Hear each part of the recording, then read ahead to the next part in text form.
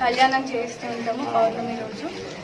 అలానే ఆనవాయితీగా ఈసారి కూడా బండారు కుటుంబము మన సింగనమల నియోజకవర్గం సంక్షేమం కోసం మనము రాముల వారి కళ్యాణం చేస్తున్నాము. అంతా అంగరంగ వైభవంగా చేయించాలి, మీరందరూ మంచిగా ఉండాలన్న ఉద్దేశంతో కూడా మా కుటుంబం ఎప్పుడు ఎన్నేళ్ల నుంచో మేము ఇది చేస్తూ వస్తున్నాము. అందరి సహాయ సహకారాలతో ముందుకెళ్తాము. సింగనమల్ల వెలిసిన ఈ కోదండ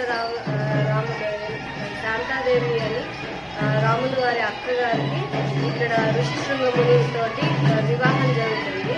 ఆ ఋషిశృంగముని వాళ్ళ రాజ్యానికి వస్తే వర్షాలు పడతాయని చెప్పి ఇంత దూరం వచ్చి ఇక్కడ ఋషిశృంగముని కొండ మీదకి వెళ్ళి అక్కడ శాంతాదేవి గారు ఋషిశృంగముని వివాహం చేసుకుంటారు. ఆ సమయంలో రాములు వారు సీతాదేవితో సహా ఇంకా ఆంజనేయ స్వామిని కలవక ముందే ఇక్కడికి వచ్చి వివాహం జరిపించి వాళ్ళని తిరిగి ఇంటికి తీసుకెళ్తారు. ఆ సమయంలో అల్లుడిగా ఋషిశృంగమునికి కట్న కానుకలు ఇచ్చి ఇక్కడ వెలసి దాని తర్వాత ఈ వాళ్ళు రాజ్యానికి వెళ్తారు. ఇక్కడ అందుకే ఈ సింగనమలలో ఇంత ప్రత్యేకత, ఇక్కడ నిధి నిక్షేపాలు కూడా ఉన్నాయని చెప్పి మనకి పెద్దవాళ్ళు చెప్పడం జరుగుతుంది. చాలా విశేషమైనది.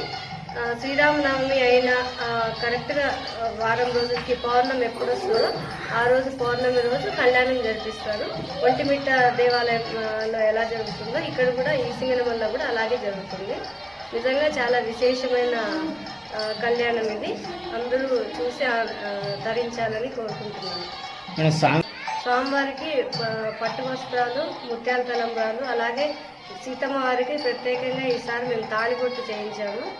ఈసారి నిజంగానే విశేషంగా జరగాలని మేము దేవుణ్ణి మనసారా ప్రార్థిస్తాం.